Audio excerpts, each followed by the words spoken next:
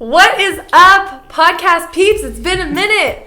We are back on the Humble Line podcast, and we've got Tom with us today. Hey, I'm Tom What Zalatnai. is up? I am the executive producer of the Upward Network, which is Montreal's fastest growing podcast network, which is how I say that there's not really any other podcast networks in Montreal. Which I'm so excited about because I was just on his podcast. Yes, that's right. So if you want to go check that out, you can check it out on the Upford Network. That's right, yeah. So you can go to upfordnetwork.com or just search for Up for Discussion podcast.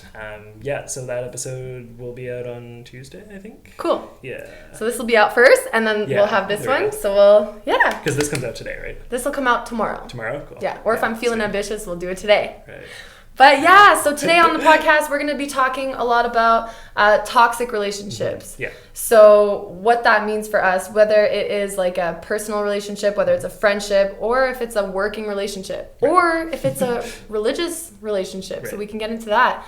And then I also really want to spend time talking about like growth and like individual growth and how can we grow while also helping others grow. How can we recognize when someone hasn't grown to our level, Right. and then it's like, who are we to say what level of growth someone's at? So I really want to get into that. And then we'll end it off with a couple of podcast questions. So yeah. Sounds good. Let's talk about, first let's talk about like toxic relationships. What Sure. when I say toxic relationship, what comes to your mind?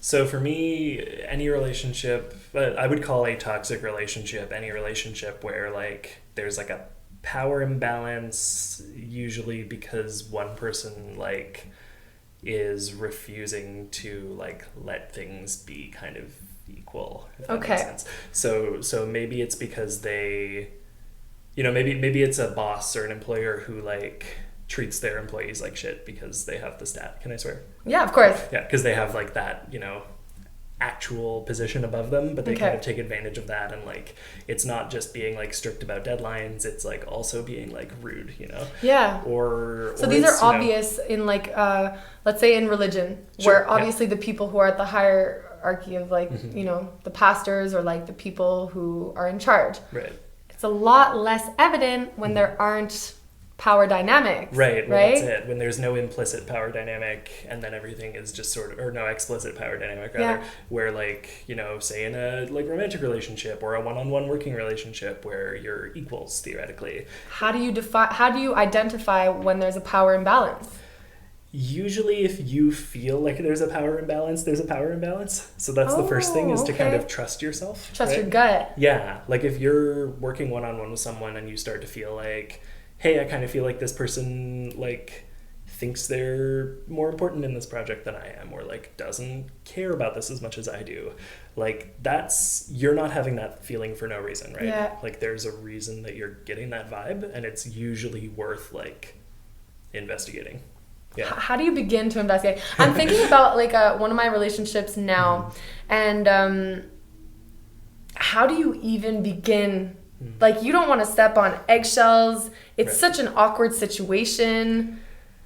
Yeah, well, like, you don't want to lose that person as a friend too. If you really care about the relationship, that's what I think really holds us, is like, there's something wrong, but you're kind of like a slave to that relationship because you want it to flourish, but you know that like if you say something, the person's gonna cut you off, or like, Yeah, well, that's hard, because like I would say, as hard as it is to lose that relationship, if you're afraid that confronting someone about the way they're treating you is going to make them leave you, they're probably not good for you. You probably want to be out of that relationship anyway, right? Yeah. Where it's like it's going to be hard to deal with because you're invested, right? It's like a sunken cost fallacy where you're like, I've put years. I know. Look at me when I'm fancy. I love when people drop fallacies. I love that. But it's like I had a working relationship for years where I put so much time and effort into it for like 5 years or something, and then the whole time felt miserable, and the whole time was like, why do I feel like this person doesn't care about this?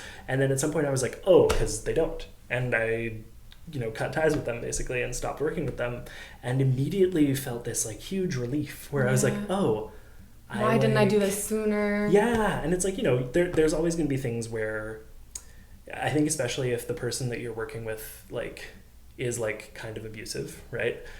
Which like, there's degrees of that, right? Like there's people who are outright abusive, and then there's people who like they're manipulative Yeah. and they're narcissists and they mostly care about themselves. Yeah. And it's like, it's kind of a passive abuse. Yes. And like with a lot of abusers, they will still give you fun times, right? Because then they can point to those and say like, well, I'm not being shitty to you. Like, remember when we did X, Y, and Z last month? Wasn't that great? Like, I do nice things for you all the time. And so like when you break that off, you will sometimes have those feelings of like, I miss when we did this. I miss when we could like, you know, like maybe I should call that person up and like not start working with them again or not start dating them again, but maybe like do this fun thing we did together. And like you have to not because you're just like opening yourself up again and like opening the wound. Yeah, exactly. So I feel like it's all about knowing your self-worth, right? Mm-hmm. Knowing like what you're worth and not going back to like shit that makes you literally bleed. Yeah, exactly. Well, it's the kind of thing where it's like in every other area of our lives, if we do something that ends catastrophically, we're going to be really cautious about it, right? If you let's say you like jump off a bridge or something into like water, maybe like you're not jumping off like a bridge onto concrete, right? Yeah. But like let's say you like jump off water thinking this will be super fun, and then you like seriously injure yourself. You're going to think twice before you do that again, right? Or like maybe you like tear a muscle while playing soccer in the rain and you're like, oh crap, like I shouldn't have been playing soccer in the rain. So next time like, it's raining. That's it. Like anytime you like injure yourself, anytime you like, burn yourself, exactly, you're being more cautious. That's it. But for some reason when it comes to interpersonal things, we don't have that same caution, right? A lot of the time we're clouded by emotion. Yeah. Well, you're clouded by emotion and you're like, people are generally trusting, right? Like you kind of assume like maybe you won't go back to a person who like was shitty to you, but you might like end up going back to someone else who will then be shitty to you in the same way. And you attract that kind of energy. Different. Yeah, exactly. Yeah. And like, you know, that's not your fault. Like, it's not your fault if you end up in 2 shitty relationships in a row. But, like, coming out of the first one, ideally you learn from it and you realize what the patterns were and what the things were to look out for. And then if you start seeing them in the next thing, you're like, that's a deal breaker. Or that's something we need to talk about. Because you also learn about yourself through every shitty experience. You learn, like, what your limits are, what you will not stand for, and then what you will accept. That's it. And the thing, and we talked about this a bit before off camera, just for some behind the scenes. Yeah. Like, we were talking about how sometimes identifying whether or not there's an actual abuse dynamic going on comes down to like having an honest conversation, right? And sitting down. Like, if I feel like you've wronged me and I'm like, hey Fiona, like what you did was shitty, your response at first needs to be, oh shit, okay, let's talk about this. And so first off, if your response was like, well, I don't think that what I did was no defensiveness here. Like, we need to set an open platform so that both people feel heard. Yeah. But it's difficult when one person feels burned. Well, that's it, right? To explain that. And so, like, the first step is, like, recognizing, like, okay, that was something that, like, I'm not okay with, and we need to talk about it. And then the second step is the person who hurt you has to be willing to acknowledge that they hurt you. Even if they don't think that what they did was wrong necessarily, they have to recognize the damage. That you're hurt. Right? Yeah, exactly. Yeah. And then, like, at that point, it's a matter of, like, okay, if they don't think what they did was wrong, let's figure out how to avoid having that happen again, right? Whether it's like, okay, this is a fundamental difference between us, but the actions around it can be avoided. Can you give me an example? Sure. So thinking about it, like let's talk about crumbs underneath the toaster. Sure. Yeah. So like, and let's say we're both making toast, and I put a toast in, and then it creates a bunch of crumbs underneath, and I really don't care because, like, hello, the cookie crumbles, it's gonna happen. Sure, there's gonna be crumbs. But for you, for me, it's a big issue. I'm making toast every single day, so the crumbs like multiply. Now you're not saying anything because you feel in your head that that's a little detail. Sure. But then it builds every single day. Right. Then you create this resentment. Right. For me, but that I have no idea you have for me because you're not telling me that it's bothering you. Well, exactly. Because you assume that I'm not going to clean up my mess. Right. So, like, how can we, or even, like, I like then passive aggressively make little keep like leaving the crumbs there, and like maybe you're like, oh wow, it's so messy, and then at some point I'm like, well yeah, it's messy because you don't clean your fucking crumbs. And then it's like, whoa, did you just attack me? Right. Where did this come from? Like, what the hell? Yeah, and it's like, okay, both people are kind of wrong in that situation. Yes. And ideally the way that you sort that out is by going like, sorry I snapped at you, it really bothers me when this is a thing. I will try to be more like upfront about it next time instead of letting it build up, right? Because so much of the time, if you're bothered by something that's not a real issue, it's because you've been like slightly bothered by it for a long time. Yeah. You know that little analogy of the frog in boiling water. So you put a frog in cold water, right, and then you turn the pot on, right, so that the frog doesn't feel that the water is getting warmer until right, all of a sudden it's freaking boiling and right, it's burnt and it's dead. Yeah. So you sit in cold water until it heats up and heats up and heats up, and you don't realize that the shit's getting hot, right, until you're like fucking exploding with right, anger and yeah, like you're gonna die. Well, that's it. And so like kind of coming back to the abuse like side of it. Yeah. Someone who is mistreating you and abusing you intentionally, like so sometimes it's just a matter of like the crumbs thing.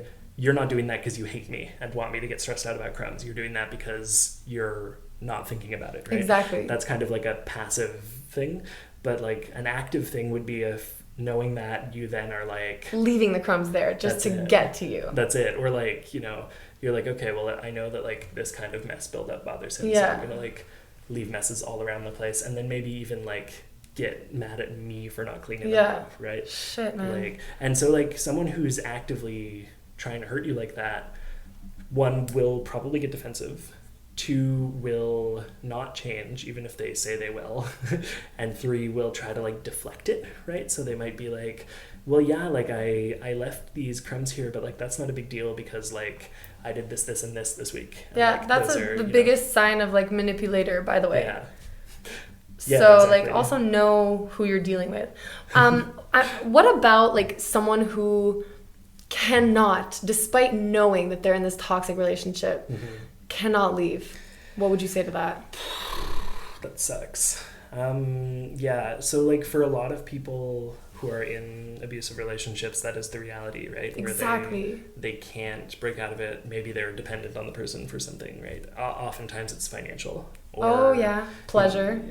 Yeah, like it might be, I think especially in the context of like bad romantic relationships, and also I guess also in the context of working relationships, it's usually tied up in either money or like self-worth, right? Where, you know, if the person is taking care of you financially because they have a better job or, you know, whatever, then like they will sometimes also make it harder for you to have like financial independence, right? Like maybe what you see a lot is like, you know, generally men in positions of like well-paying jobs convincing their like wives to stay home with the kids, right? And that's like sometimes that's just the dynamic that like works, right? Yeah. Some women genuinely do just want that, but sometimes you'll see like a woman who otherwise would be really thrilled to have a job and like would actually really like that independence will have a husband who makes enough, and he'll be like really pushy about like, don't worry about it. Like, I'll take care of you. Like, everything's fine. We don't need extra money. Yeah. You stay home. You do this. And that's a way of isolating them and making it impossible for them to leave. Be independent, yeah. Because they can't leave if they don't have money. Right? Yeah. They can, but it's hard, right? It's one more obstacle. And on the emotional side, it's things like, you know, like being with someone who doesn't think that other people can find them attractive, right? Like if I'm really self-conscious about how my appearance is, and like I don't think that anyone could ever love me the way that my partner loves me, and then they treat me like shit, I'm going to stay with them because I'm worried that I'm never going to find love again. Yes. And it's like, I thankfully don't have that problem. I'm both overly confident in how I look and like my partner a lot. But like, you know, it's one of those... We love confidence here, okay? But like, this is what we're trying to spread, like just confidence. It's so good. But that's it. It's one of those things where it's like, you know, abusers prey on the weak, right? Abusers prey on people who have insecurities, who have weaknesses, and everyone has weaknesses. But abusers prey on people whose weaknesses they know they can exploit. And so if you feel like, you know, if you feel like you're trapped, if you feel like you're, you know, dependent, yeah, weak, like yeah, vulnerable. That's a shitty situation, and like I don't know on a practical level how to get out of that. Yes. Like, I guess the first step is noticing, right? Yeah. And then the second step is maybe finding like someone to talk to. Finding people to talk to. That's it. And like, so you can get an outsider's perspective. Yeah. So that you can start understanding from step back, right, what situation you're in. That's so you're not emotionally affected and making decisions based on like pain. Yeah, that's it. And a thing that's worth knowing, I guess, for anyone listening who's like, all of this is sounding a little too real to you. Like if you're like at home and you're like, I guess sounds like my situation a little bit. If you need help, there are shelters that help with these kinds of things, right? And see, for me, like instantly I shake my head because I'm like, no, these people are not going to go to shelters, right? Because it's not going to happen. Yeah. You know, they've already clocked out. You said shelters, they turned their head because that's what happened to me. And I'm thinking of an abusive relationship, and I'm like, no, because part of us wants to continue the abuse. Right. There's something about it. I don't know. I think it's a thrill. I think it's like, well, I don't give a fuck. Right. In my head, I'm like, sure, bring it. Let's see how much I can take. Right. It's a weird perspective. It's a pride thing, right? It's a matter of being too proud to admit that it's too much for you, right? If you're being abused, like, one, you maybe don't want to tell people because you're embarrassed that you got yourself into that situation, which is not real. Yeah. The abuser got you into that situation. Yeah. But like, you might perceive it as like, it's your fault. It's my fault that I'm like this. Why do I keep going back? Yeah. Yeah. Or it's a pride thing of like, you can't judge yourself, by the way. No. Like, it's so normal. Yeah. But you need to get out of it. Not normal to the point where you stay. Right. But normal that like humans are shitty. So if you are in this situation, it's normal. Right. Because humans are shitty. But like, it's not normal to continue staying. So like, try to figure it out. Right. That's it. It's hard. I was watching. I've been watching Glee again. I love Glee. And like, they have a storyline about this in like the 3rd or 4th season, where one of the teachers is in an abusive relationship, and like the kids kind of accidentally find out and sort of encourage her to leave, and that's been a really interesting thing to watch because like, you know, I've done all this work over the past few years, like kind of figuring out all of this stuff and like, you know, helping someone through that, and like, you know, on my own level, leaving an abusive church and like breaking off that abusive working relationship, and like seeing all of these power structures and the ways that like people get stuck in these situations and like the ways that people keep them in these situations. And so seeing it playing out on TV, I'm just like yelling at the screen. I'm like, this is the solution. Do this. But at the end of the day, like, it's really hard. You can't. And it's unique to that situation. Yeah. And it's unique to those people and how they're going to take, you know, their decisions. Well, that's it. And so at the end of the day, it's, you know, my best advice is like, find people you can confide in about it, and like, you know, hope that you can kind of slowly build yourself a way out, I guess. Like if you don't feel like you can just up and leave, right? Because sometimes you are in a situation where it's like, oh, this person's abusive, and conveniently I'm not in deep enough yet to be stuck, right? Yeah. Like, you might be like a few dates in and realizing like there's all these red flags, and like listen to those red flags. That's it. There's a really good TED Talk called Unmasking the Abuser, I think. Ooh. I do not for the life of me remember who it's by. Unmasking the Abuser. I'll see if I can find the link for you. Yeah. If you put it in the show notes or something. Definitely. Or even if you just Google that, Unmasking the Abuser. Yeah. And also on that, Googling a lot of shit. I know it sounds so simple, but it's so vital, man. Whenever I'm going through a hard time, let's say like struggling with anxiety or struggling with depression, which I struggle with a lot, I'll go on like a 2-day spree of just Googling a bunch of shit. I swear to God, I fix my own head because I'm like, okay, these people dealt with it. This is how you deal with it. Right. Googling shit is your own. When I was in university, when I was in college, my school was the internet. Right. This is still true to this date. The internet is your school. The internet is your power to gain knowledge and use it to like feel better. Yeah. So books as well. You were talking about how you did a lot of work over the last years. Yeah. This would be a nice sort of segue into like, you know, how can we grow as humans? So what kind of work did you do? Yeah, well, so I'm just going to, something about your laptop screen turning off made me realize I didn't put my phone on silent, so I'm going to do that real quick, just in case. Yeah, so I guess for me, a lot of the work has been like personal work on my like conflict resolution and my like, I guess just my ways of dealing with people. Because I started living with my partner about 2 years ago now. Okay. And like when we first started living together, I mean, you know, you live with your partner too, right? Yeah. Like it's always kind of a weird transition when you first start living with somebody, especially if it's someone you really care about. But any roommate situation, really, you have to learn how to work together. Yeah. Right? But with roommates, if it's like too stressful, you're kind of like, well, our lease is up in 9 months. I checked my, you know, ARM calendar to make sure, and I can just like break that off after, right? If it's not working. But when you're like in love with someone and having trouble living with them, that's a totally different story, right?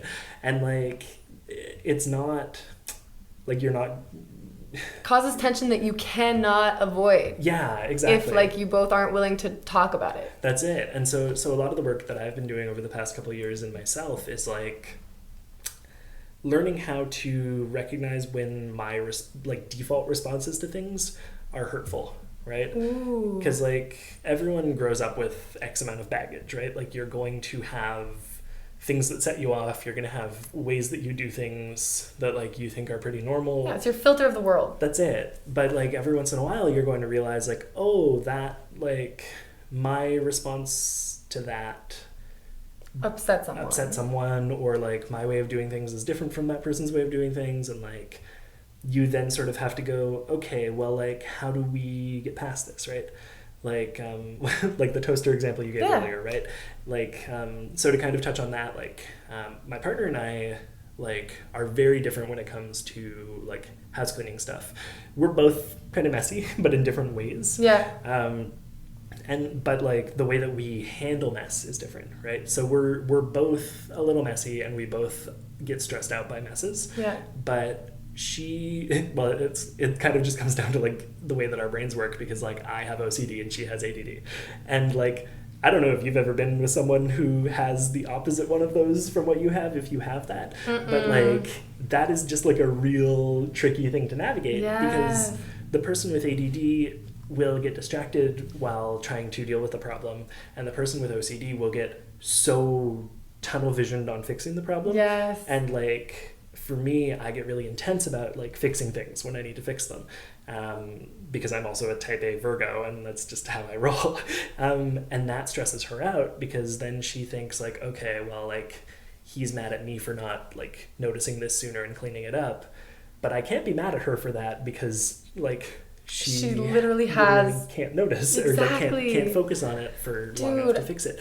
And so we've had to kind of like, when we first started living together, there were all these times where something would happen that would like set one of us off, and then the other would be like really like hurt by it. And we had to kind of realize like, oh, it's not that like we're not compatible. Like it's not that we, you know, we don't need to be mad at each other about stuff like this often. We just need to recognize that people like this exist. I think it's really about doing your research, because Justin and I, my partner and I, I had like really, really bad ADHD my whole life without knowing. And I only found out when I was like 23 years old. So like 2 years ago, I'm like, oh my God, this makes so much fucking sense. So like I leave like a lot of shit messy, and I have to plan a day to like clean everything. But then the next day, like, oh, this will be all over the place, because that's how my brain functions.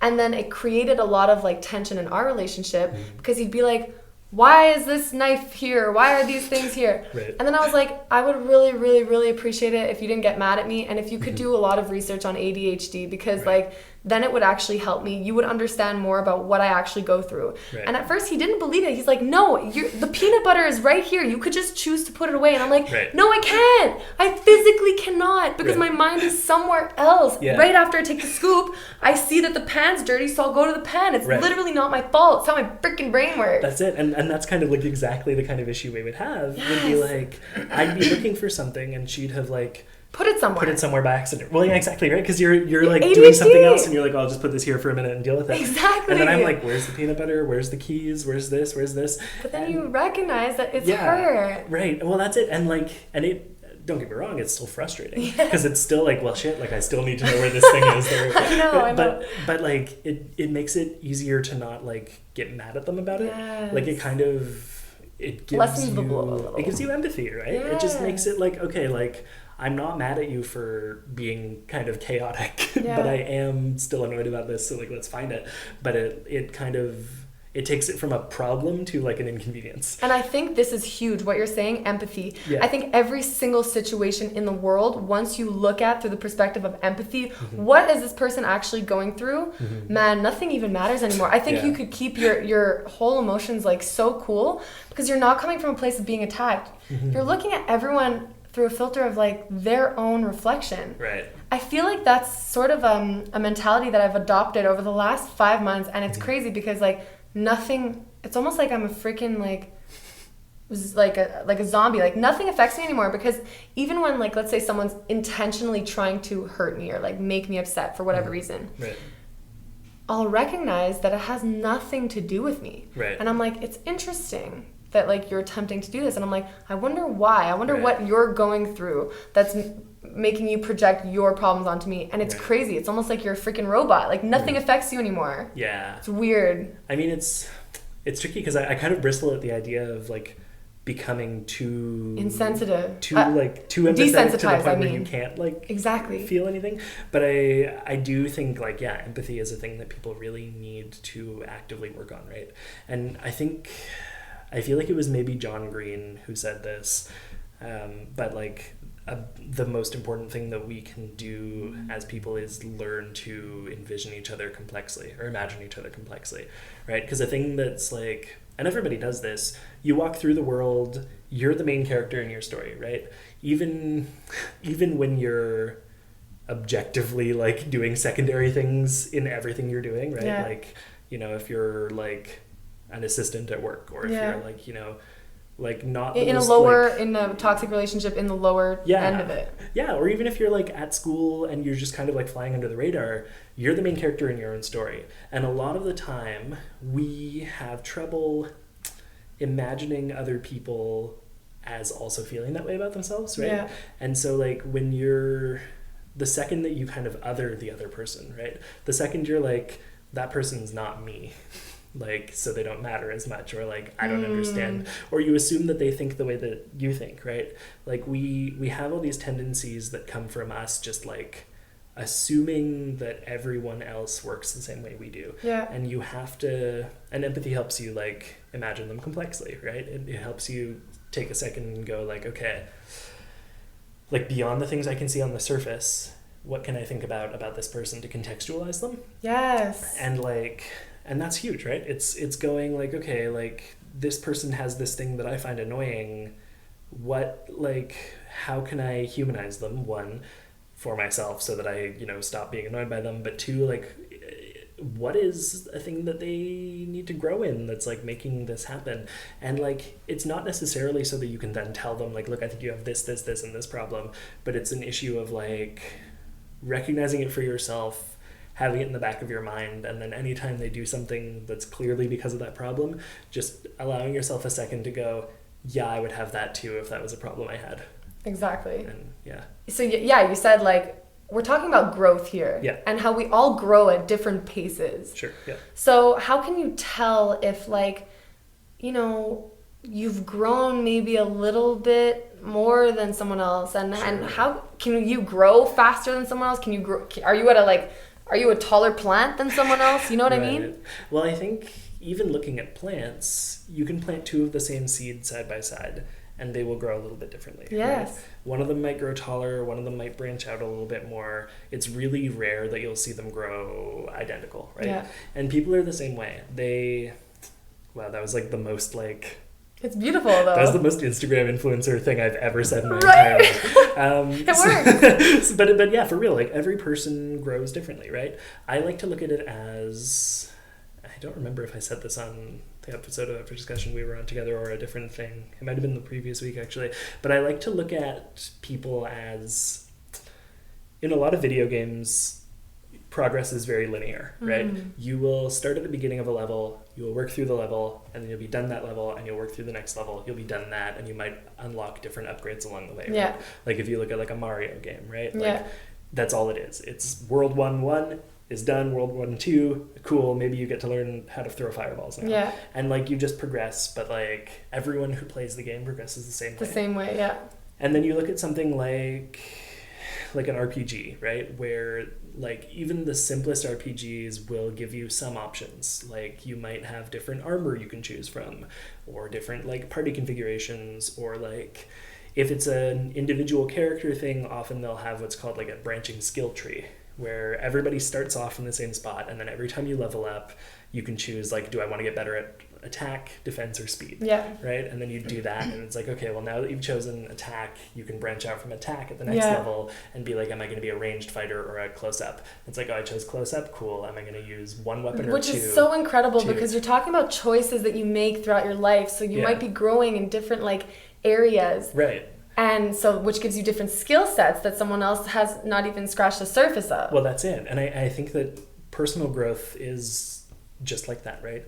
And also people's skill sets are like that too, right? It's the education thing where, you know, some people are good at one thing and some people are good at another thing. Street smarts, school smart. Exactly. That's it. And that's not to say that like, you know, you're going to go one direction or another direction and just be completely linear in one direction or another either, right? Like you might... Waves. That's it. Like at level 1, you might have chosen to put power into strength, and then instead of choosing between the strength options at level 2, you might then put something into speed. Exactly. So you have a little branch growing here too, right? And that's like how plants will sometimes grow one long shoot, and then little things will sprout at the top, or from the very beginning they'll sprout in multiple directions and kind of grow like And that. I guess the way I'm looking at it is more like, what if you've had a plant that's put so much work into growing? Sure. But then you have a plant that just decided to like leave the levels on pause for a little while. Sure, yeah. So you have this ginormous plant that's not only growing vertically, but that's growing horizontally, and it's so filled with life and growth and ideas. Right. And then you have this tiny little plant that chooses to not grow. Chooses not, but then has so many opinions and like very, very closed-minded because it chose not to open its mind and expand. So my issue, what I've been like incurring recently is like talking to small plants that choose not to grow. And I know that sounds so cringe coming out of my mouth because who am I to say like I'm a bigger plant? But I can just tell that this certain level of knowledge has not been expanded, so I can't even communicate on the same level because you wouldn't even understand the amount of work that it took me to get this branch to grow. And like I can't tell you because you got to put the work in. And I'm talking about self-help books. I'm talking about Googling up like every night. You know what I mean? Like, well, it's hard because some people don't want to grow that fast, right? Like, and that's a thing that's an area where empathy again comes in and makes it easier to deal with, right? Because you might start getting frustrated when you see a smaller plant. You might be like, why aren't you growing? Right? Like, not necessarily why aren't you growing the same way I'm growing, but like why don't you want to grow? Yeah, exactly. Grow, plant, and grow. Honestly, for a lot of people, they just haven't gotten there yet, right? They like, so you know, it's 2019.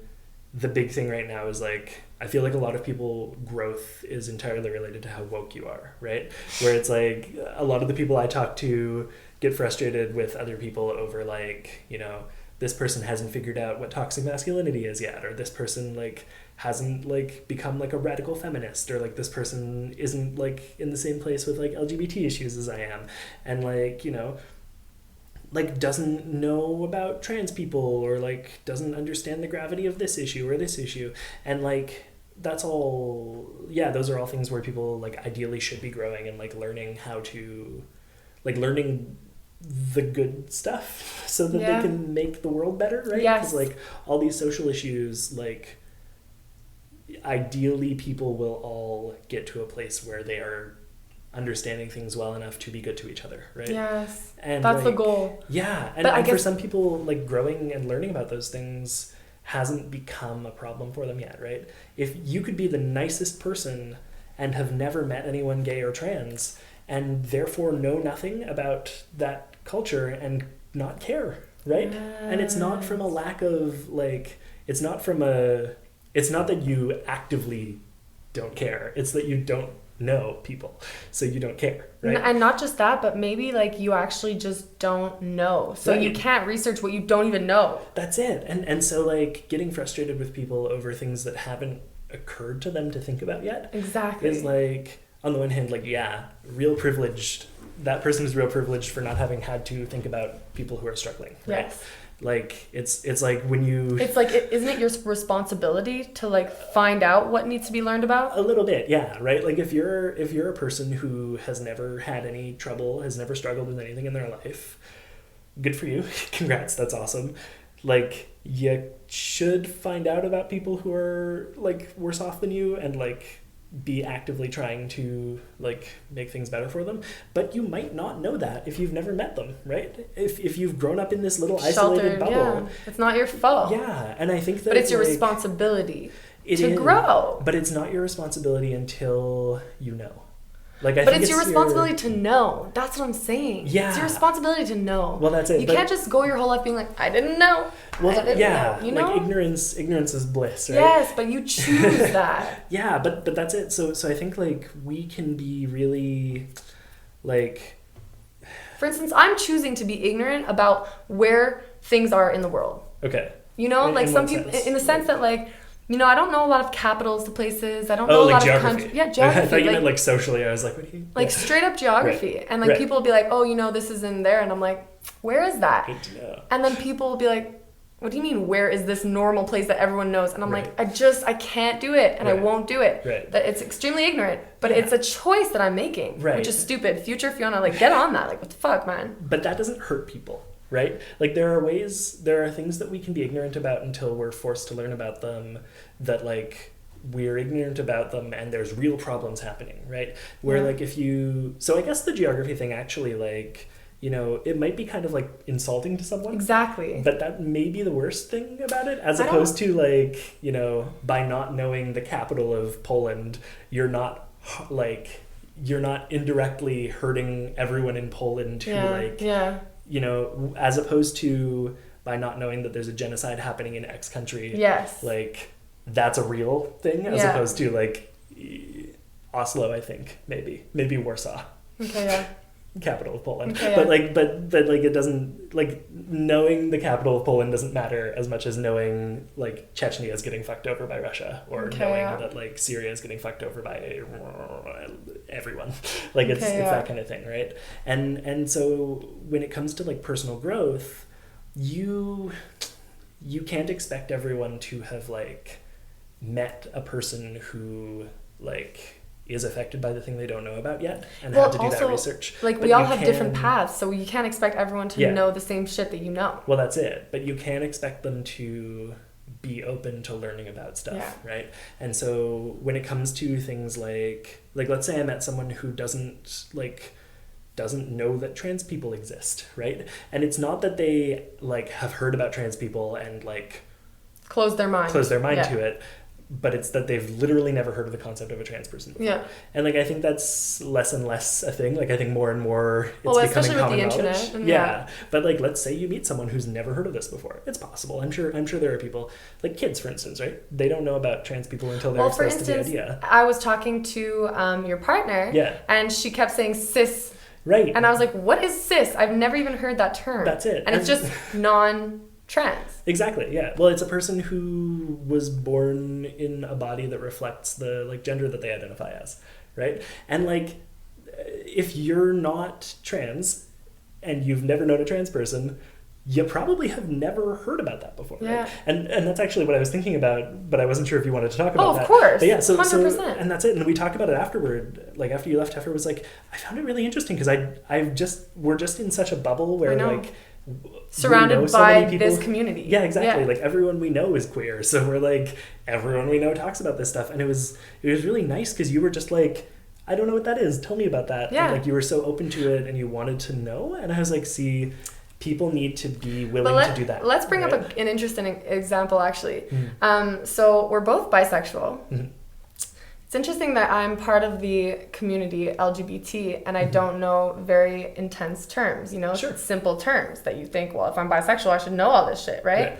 Well, it comes from my filter. It comes from having like a resentment of needing to like know. It comes from a resentment of needing to like defend. Like, no, I just want to be. So like rather than like, you know, doing all my research and being an advocate for, it's like, I don't even feel like this is something that needs to be fought for. It's like, fuck off. Do you know what I'm saying? So that's my filter. But it's a good reflection and example of how ignorance is bliss in this case. And it shows that like, it matters to me, but in a different way that I'm like, I don't feel like I need to explain myself to fucking people. Like, I'm just going to be. Sure. Yeah. You know? And like, I get that. Because like, on the one hand, like, you know, it's important that these conversations are happening. Yes. But I also don't think that every queer person needs to be an advocate for the entire community and shouting about the community, right? It's like, if it's like how you're not supposed to ask your black friend to explain like black culture to you, right? It's the same thing with queer people, but so often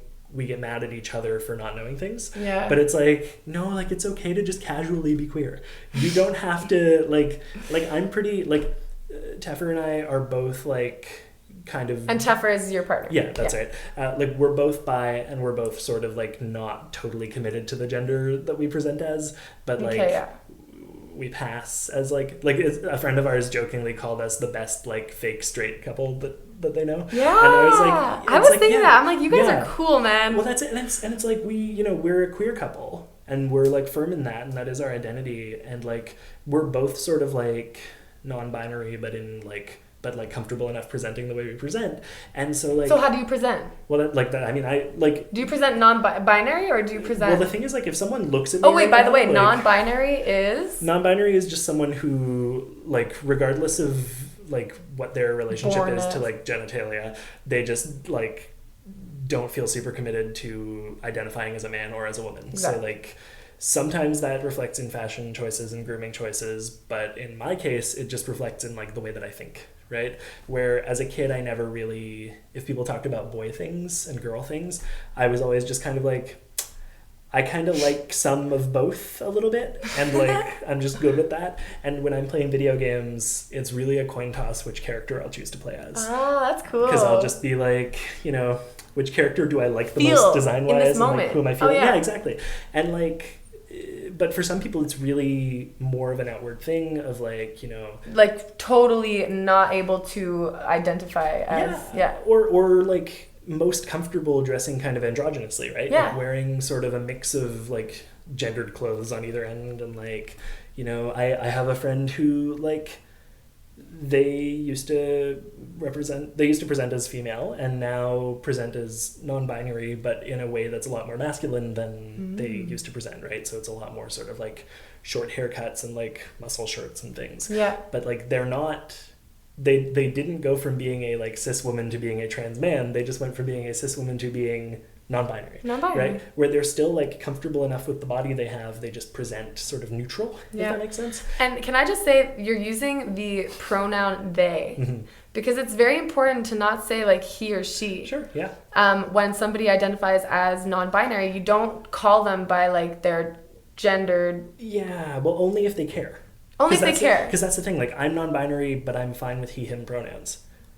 Do I like when, like, sometimes people will use, like, they, them for me, and I'm always just kind of like, cool. Sure. But, like, I always jokingly say I'm soft non-binary. I never thought about being offended if someone calls you they. Yeah, well... That's actually interesting. So this is an interesting thing, because I knew someone who really, like strutted around being like, I'm such an ally, I'm such an advocate. And like this was just like a cis person who like very straight, very comfortable in their body, like never had a problem, whatever. But like really acted like they thought that all this stuff was really important to them. And then would constantly misgender the one trans person in their life by using they, them pronouns for this trans woman who just uses she, her pronouns. Yeah, and so it's like you can still misgender someone by using gender neutral pronouns. Yeah.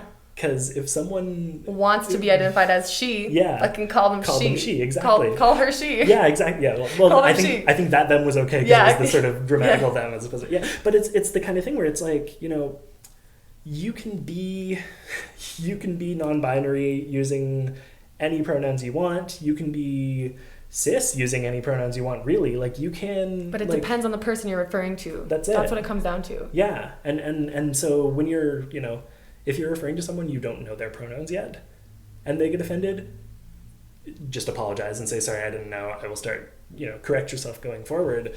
Usually they won't make a big deal out of it because you don't know, right? Yeah. But if someone tells you what their pronouns are, just use them. Yeah. It's not hard. It's just like using someone's name. If I say I'm Jeffrey, fucking call me Jeffrey. Well, that's it, right? And so kind of coming back to the growth side of it, like, if you meet someone who doesn't know about stuff that you feel passionately about, I don't think it's right to jump down their throat and be like, I need to teach you about this today. But you can, like, casually be like, hey, so, like, there's this thing I care about that I don't think you know about. Like, would you be cool? Like, can we grab a coffee open to just, and talk about it? That's it. Yeah. As long as, like, the person's, you see that they're open to learning, like, man, end of the world. Like, it's the beginning of everything. Right. Because you're open. That's it. Yeah. So, yeah, on to the last couple of questions for our podcast. But I guess if we want to just, really hot. I know it's very... summer days, we're really, really hot over here. Wow. Montreal. If we want to just close off growth, I guess what I would say is, like, stay open. Stay open to, like, hearing about others' perspectives and, like, other journeys, other filters, and you be open yourself too. Yeah. Because right in this conversation, you know, like, I came into this being like, I wonder what I'm going to learn. Right. And so... Did you learn anything? Of course I did. Cool, that's fun. So I learned, the biggest takeaway, I think, would be, like, understanding that people are growing, but at different paces, and it's okay to, you know, like, maybe there's something I don't even know about that, like, you've been working on, and I'm like, oh man, okay, I have a lot of growth to do, but in other aspects of my life. So, like, maybe I've been watering this one branch, but maybe I don't even know what I have to water because I don't even know what exists. Yeah, so this is a crazy podcast. I'm really happy with this. Yeah. I hope you guys have been growing and learning and, like... I think just, like, one last note on the sort of, like, growth tree thing is, like, it's also important to remember that everyone has different amounts of time and energy that they can put into their own growth. Yeah. And it's like, sometimes people haven't done the growing yet because they're exhausted, like, mentally or physically, and, like, don't have the, like... the means. Like, you and I are both, like, type A go-getter type people, where, like, you know, if it's not clear from this conversation, like, when we recognize, like, oh, I need to grow in this way, like, that becomes a priority, right? Yes. But, like, sometimes I don't have the energy, right? Yeah. There are things that I sleep on because I'm like, I'll learn about this later. Yeah. Or, like, I'll kind of learn the bare minimum so that I can, like, do it, not be too embarrassed about not knowing things, but, like, kind of not put in all the time, right? And, like, that's okay. It's okay for people to not have the... We talk about spoons, right? This idea of, like, having a certain amount of spoons you can put toward, like, any given thing in a day. And, like, some things being more exhausting for some people because of anxiety or, like, you know, invisible illnesses or, like, anything. Sometimes people are not being, you know... Sometimes people aren't avoiding growth or change. They just, like, can't today. Yeah. You know? And that's fine. Yeah, that's incredible, man. Okay, so we have 3 questions. Okay. First, let's kick it off with, if you could have... Oh, wait. No, it's still on. Okay. But if you could have any superpower in the world, what would it be? Okay, this is fun for me because I'm a huge nerd. My answer to this changes every time based on just how I'm feeling. In the moment. Yeah. Perfect. I think for me right now, I would love to have like super speed like the Flash, because right now I'm in a place where our house is a fucking mess and I want to be able to just like blitz it and clean everything, but I don't have time because I'm working like 2 full-time jobs. Yeah. And we have a baby, and like it would be incredible to have super speed even for a day so that I could just like shoot in an hour and the house is clean and then I can go back to doing what I'm doing. that would be super Interesting convenient. how you would use your superhuman powers for human tasks. Yeah, well, like, that's because that's the thing, like, I mean, it's like the energy thing I was just talking about. So I don't necessarily have the energy to make everything I'm doing super altruistic, right? Yeah. Sometimes you need to do things to take care of yourself so that you'll be better later. And like right now, my priority, the thing that would be the most self-care for me would be having a quick way to clean my house that doesn't get in the way of all the things that I have to do that are more urgent. Yeah. And so, super speed. Wow, that's just simple, man. Yeah, that's it. So let's get into our second question. Number two, which I'm creating on the spot because it's been like a month that I haven't done a podcast. Can I just say though, like, you've inspired me because I went onto your podcast. You inspired me to like bring this thing back. Cool. And talking with humans, like people who watch this podcast will know that the whole reason I started it was because I was in a depression. Mm-hmm. And I've recently just been like getting back like lower, you know, on the roller coaster that is life. Right. And then going on your podcast, I was like, oh shit, talking to humans is where I get my energy. So I'm super happy you're here. Cool. Yeah. Well, I'm glad we could help. So this podcast is really about like making people believe in themselves and like getting them out of depression and sort of like inspiring them to be better. So if someone else is like feeling low, kind of like myself, what would you tell me, or what would you tell a person that it's going to be okay? Sure, yeah. To keep going in the pursuit of their dreams. Right. Well, so like as a person who also like has over the years struggled a lot with like depression and anxiety stuff, the thing that always helps me is, the thing that like on a practical level helps me is just having shit to do. Which like is kind of like what you were saying, like starting to do things again is kind of pulling you out of it. And like for me, but it's not starting to do things, it's really it's the human connection. And how like where like I'm seeing your heart right now, and that fills me up. That literally like makes me so fucking happy. Cool. But I found that out by doing it. Right. But yeah, anything practical. Yeah, well that's it. So for me, like that's interesting because for me it's the other side of it where it's just the like staying busy really helps me kind of like stay afloat. And that's partly because like if I'm constantly busy, it doesn't give my brain the time to like be sad, which like spoilers is not healthy, and like definitely I should go to therapy, but like this is how I get through in the meantime. But on a practical level, honestly, get help. There are clinics that do like therapy and like social work stuff that are like, there are free ones that you have to get on a list for. If you're Montreal local, your local CLSC actually will have something like that where it can be a long turnaround time on like the waiting list, but it's free sessions with a social worker for like 10 to 12 weeks or something. And I did that last year, and it was super helpful with like finding ways to deal with my anxiety. And also just with a lot of like personal business stuff where it like really, well, yeah, because social workers, like, they're not just there to be therapists, right? Like a therapist is there to be a therapist. A social worker can help you deal with your shit, but they also can just kind of help you, like, they know what programs are available, right? So they give you tools. Yeah, that's it. They give you tools for dealing with kind of everything. Like they sort of understand how your brain works, so they can kind of guide you. That's it. And they also just like, even if they don't necessarily get you that well, they know all the resources. Yeah. So they can listen to what you're saying and be like, okay, it sounds like you're dealing with this, and this. By next week, I'll have a list of things you can check out. And so they can point you in directions of places that'll help with that kind of stuff better. But also it's really just helpful to talk to someone. So like, I highly recommend like getting on the list at like whatever local place is closest to you that like has free social workers, or like there are sliding scale therapy practices where like they'll assess your income and like tell you how much to pay them based on that, where like, you know, if you make not a lot of money, it'll be like $15 an hour instead of like 200, and like for the same quality service, because it, you know, it's just better that way. Yeah. So like, yeah, get help is basically what it is. Like, Take your life into your own hands, get help. Yeah, and exactly. and for like the person who's like about to give up on their dream, Mm-hmm. what would you tell them to not give up? Oh man, that's a hard one, because I think sometimes it's okay to take breaks from your dreams.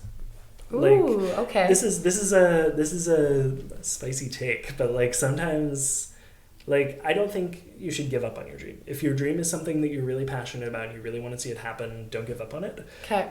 It's okay to take breaks. It's okay to say, like, look, like, let's say you want to Travel the world. Yeah. Like, if you don't have the money, you can't do it. Yeah. Right? It's okay to take a break and say, like, okay, what are some goals I can set in the meantime that will still be satisfying, or on a more practical level that will get me there. Yes. Right? So if your dream is something that's financially unattainable, practical goals in the meantime would be doing things that get you a better job so that you can pay for it. Or for instance, doing things on the side. Like if your dream is to travel the world, okay, then doing little things like writing blogs, reaching out to like travel companies, all of a sudden you're like immersing yourself in this world of travel. Right. And then an opportunity just came where someone's gonna literally hire you to travel the world and you don't have to pay for anything. Yeah. It's like staying in the world of like that doesn't happen that often, but no, like, but that's it. It's putting yourself out there. It's like hustling. It's trusting that sometimes good things take time. Yeah. Like, don't, if you're giving up on it because you don't feel that invested in it anymore, all those words just fused into one.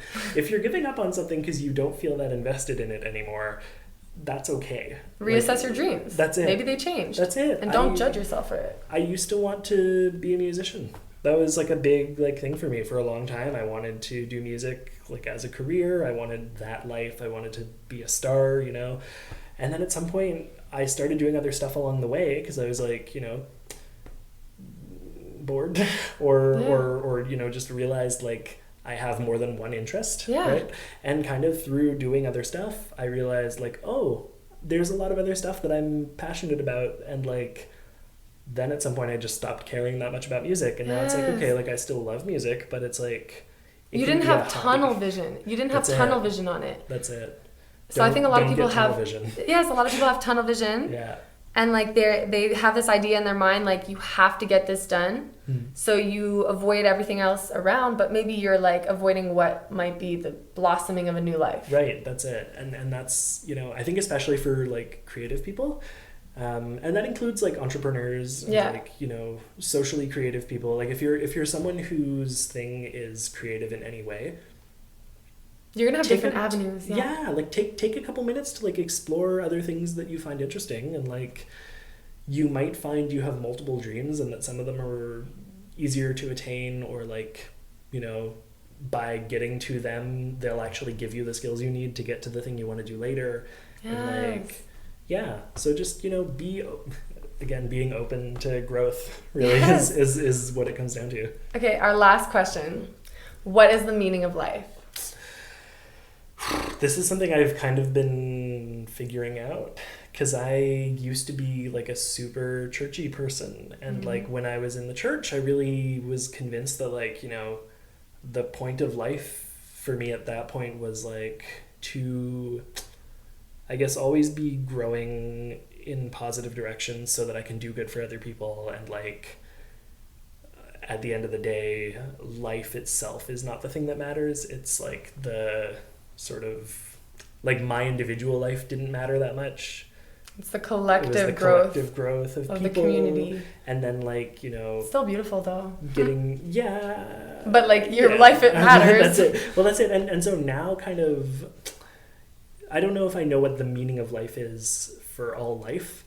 I think for me what like gets me through life is like feeling like I'm making a difference with people still, and like both on like personal levels and on like larger scales, right? Where it's like, you know, I have kids and that's amazing, and like kids are, man, you have a kid and all of a sudden you're like, oh, none of this shit matters, you matter. And like that's really something. Perspective. And I think like realizing that it's possible to love someone else more than you love yourself. I mean, like, you know, not in a like toxic way where you're like not taking let me care of give- yourself, yeah. but in like in a sort of like, wow, I would take like a bullet I would jump for in you. front of a bus. Exactly. Yeah, exactly. Like as opposed to like I am actively sacrificing like things that I care about because you told me to. Like, Yeah. that's different. That's a very different, you know. But like with kids, it's like, you know, I look at my baby and I'm like, wow, you know, like I'm here for you. that's it. And even if I'm like still working all the time and like, you know, there's large chunks of the day where I don't necessarily see him. Like, I mean, I work from home, so like they're not that large, but you know what I mean? Like I'm not necessarily focused on him all the time. There's still something really powerful about that. Yeah. And like, I think, Family. yeah, but not just like, but like chosen family, right? It's not just the people you're related to. It's the people who you care really deeply about. I think the most important thing in life is to, yeah, I guess to always just be working on those relationships, right? And those relationships might come and go. Like you might invest a lot of time in someone and then like they move away and you're like, okay, well, like on a practical level, like our relationship is different now, right? Yeah. Like, you know, you were my best friend for years and now you live in Italy. Like we're not gonna be that close anymore. But like you still can feel like that relationship was worth it, right? And I think, yeah, I wouldn't want to like say anything prescriptivist for everybody about what like. No, it's like, just you. It's your meaning of life. That's it. But that's it. I think the sort of thing that I think is probably true for everyone is that like life should be about relationship, right?